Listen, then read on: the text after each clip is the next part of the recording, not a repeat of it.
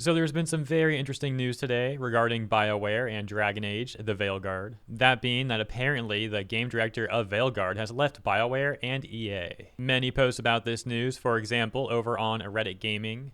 12k upvotes, Dragon Age Veilguard director leaves EA after disappointing attempt at series revival. Let's take a quick pause. Do you remember all these gaming journalists that were trying to say that Veilguard was like this massively successful game? And that anyone who was criticizing it as a failure, or at the very least like flopping on some level, was completely wrong? Then some of those fools actually tried to change their opinion when they saw that that narrative was failing, starting to criticize the game too, while others of course doubled down or pretended like they never said that stuff to begin with. It was a whole pathetic series of events, and now we're here. But as mentioned, this post on Our Gaming is just one example of many subreddits talking about this news, but let's check out the article they linked here at Tech for Gamers.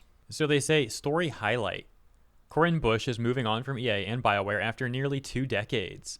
A leaked email reveals that the director behind Dragon Age: The Veilguard will continue making RPGs. This departure could lead to a huge shift for the next Mass Effect title. Going on to say, Veilguard has gone down as one of last year's biggest disappointments.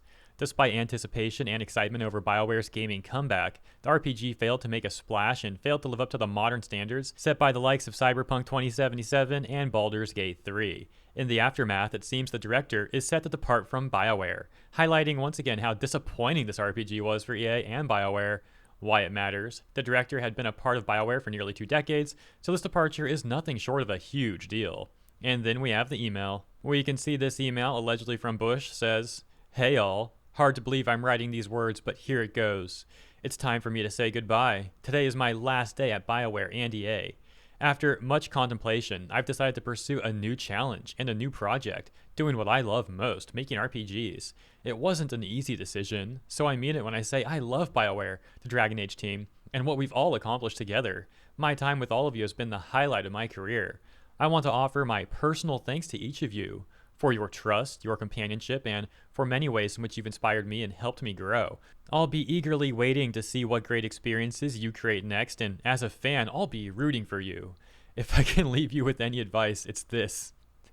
We all know making games is hard. It's part of why we do it, but making games is also about the people and the reliance we have on one another. So take the time to celebrate the wins and lift each other up. The challenge and the work will always be there, but the moments we have with each other are precious and few. Let's stay in touch, Corinne." So that was pretty funny. And then back over on Reddit, one of the top responses reads, "Lol, continue to focus on making RPGs? She hasn't made an RPG yet. She did Sims, and the Veilguard is an action game more than anything else." A response to that comment says, "Is that why the characters in Veilguard look like Sims?" And they censored Veilguard for some reason. Being ironic, I guess, I don't know. Then saying, "Would explain a lot, to be honest, if the Sims fanbase was who they made the game for." Another top response says, "Maybe they should pull a Barv. 20 push-ups now." You don't actually have to do 20 push-ups. You can do 10 and then say you did 20. That's what happened in game, right? She was like, you need to do 10 push-ups to do a Barv, and then she did like 4 or something. Similarly to what we discussed earlier, another top comment reads, "Their attempt to manipulate early review scores didn't work apparently." A response reading, "It sure worked on Reddit though. People had you saying this game was great and that it was a game of the year conversation." Response to that saying, "We all know why." Then this one says, "Yeah, you get banned on every sub. I'm still banned on our Halo for trashing on the TV show. All I said was that the actors were awful, especially the girl, and boom, banned for racism." This comment specifically talking about Tosh, saying the Tosh quote of, "So I'm non-binary." The user saying, "I'm sorry, but that was such a weird thing to shoehorn in." So I'm non-binary. It seems like it was just a dev's conversation with their mother that didn't have the courage to have, so they forced it into gameplay.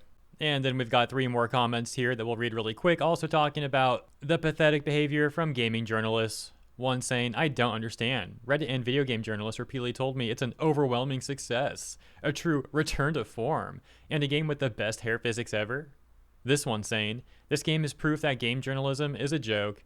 Well, to be fair, we've had proof of that for years, but, you know, it's a fair point. And then this one saying, "All those IGN reviews saying this game is great, lol." We do have one comment here that does compliment the game, however, in the middle, saying, "I enjoyed the combat and graphics, but the dialogue was so bad. Everyone is so cheerful and squeaky clean. Even the assassins are super goody two-shoes."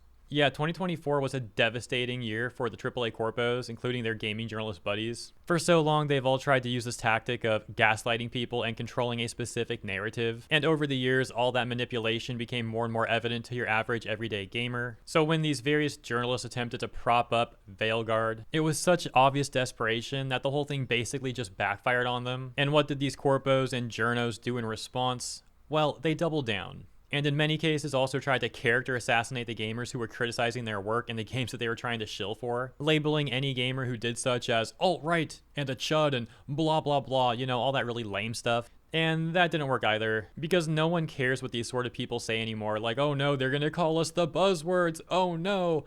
If anything, gamers are just gonna laugh at that. So yeah, these corpos, these shills, these journalists, these modern audience types, their buzzwords are essentially meaningless. And so factoring all that in, plus the mass layoffs that they had throughout 2024, and yeah, once again, a devastating year for them. Speaking of the modern audience, over on the subreddit for Dragon Age the Veilguard, they're really not taking this news so well. For example, we can see a comment that reads, "Yup, there's a post on our gaming about this," and the comments are just bashing the game and focusing on Tosh's "so I'm non-binary" line, pretending like this isn't how Tosh speaks towards everyone, and acting like it was a bad conversation starter, even though it's literally how Tosh is.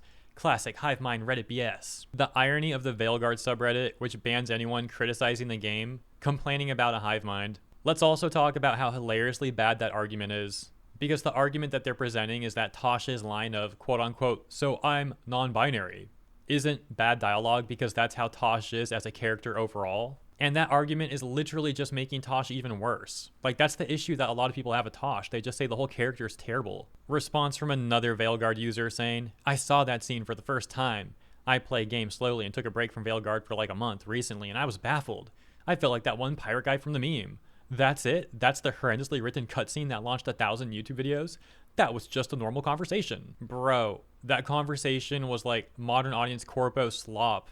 There was nothing normal about it. As SkillUp said, HR in the room. Of course, a Veilguard shill would think that's a normal conversation, though. Go figure. And so ultimately, Eurogamer did confirm that Corinne Bush is indeed departing from Bioware and EA, sharing with them this statement.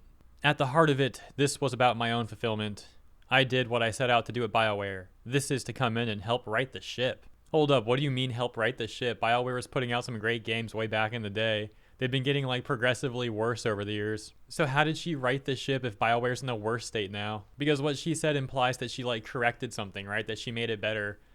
But that doesn't seem to be the case at all. Anyways, she also said, "I love Dragon Age and Bioware. So the chance to return the game to a proper quality single player RPG was the privilege of a lifetime. It was hard fought, as games with such tumultuous dev cycles rarely end up shipping, and even more rarely turn out great." Great, yeah. "We as a team did it, and it was hard. It took a toll on me. Bioware still has a lot of work to do culturally, but I do believe they are on the right footing now." Bro, once again, they're like worse than ever. How could Bush actually say that? "As for me, my departure was voluntary, as I had been presented with an opportunity I couldn't turn down. I don't want to say much more right now, but you can count on it being in the CRPG space and upholding the traditions of great characters." Oh yeah, that all sounds super promising, doesn't it? Yeah, you couldn't tell I'm being sarcastic, by the way. Anyways, I'll leave it there. Let me know what you think about this peak delusion. Thank you so much for tuning in. If you enjoyed my coverage, please also consider liking and or subscribing. Appreciate ya, and I'll see you in the next one.